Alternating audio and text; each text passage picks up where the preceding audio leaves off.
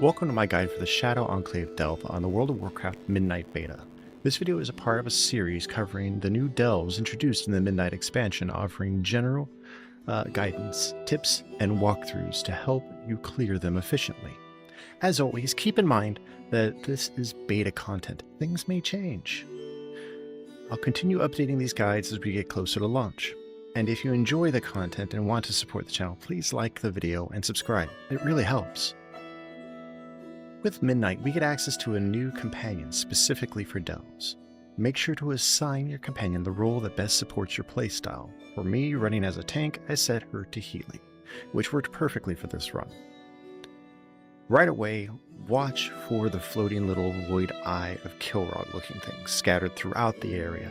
These scouts will spot you, and after being triggered twice, they unleash a frontal cone blast that knocks you back, often straight into additional packs. And yes, I absolutely learned this the hard way. The main goal in this version of the delve is to interrupt the rituals happening throughout the Shadow Enclave. You'll also pass through here as part of the Eversong Woods campaign questline. Enemy types vary from ogre mages to shadow elementals, so be ready for a mix of ranged and melee pressure. I encountered a void-corrupted sentinel, which rewarded me with the Sock'em Sentinel Gauntlets, a fun little power boost for the run. The first barrier you'll hit is created by two orbs channeling a shadow wall. Simply interact with the orbs to dispel it and move on. When you approach the first ritual, watch out for the periodic void bombardments. They hit harder than you'd expect. The fight itself is simple. Take down the mobs, defeat the named summoner, then finish off the summoned void elemental. Next up, as you climb the hill toward the second ritual, watch for void eyes and be mindful of the massive chasm along your left. One wrong step and you're taking the express route back to the graveyard. Trust me, it's a doozy. Hit the halfway mark and the checkpoint. You might also find an item throughout the delve from pickup called Icon of Possibilities, a consumable that grants a 3% bonus to a random secondary stat for the rest of the delve. Now this is consumed on pickup, so you don't have to worry about activating.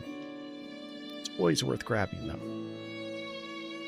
The second ritual is the same structure as the first ritual, but with more frequent void volleys and several void eyes to dodge around. This ritual summons one of those large void squid creatures. Anyone else craving calamari? From here on, the void volleys are non-stop, so always be aware of your footing. The third ritual functions similarly to the others, but summons a rather fancy-looking void walker as its finale. Along the way, look for another helpful pickup, the Betrayer's Blade. This grants an extra action button attack with a targeted ground effect. Great burst damage when you need it. And then we come to the final boss. At the end, you'll face the delve boss. He periodically summons groups of henchmen or victims you'll need to deal with. He'll also spawn 3 shadow orbs, 2 of which are shielded. Destroy the shielded orbs to make the boss vulnerable again, then burn him down.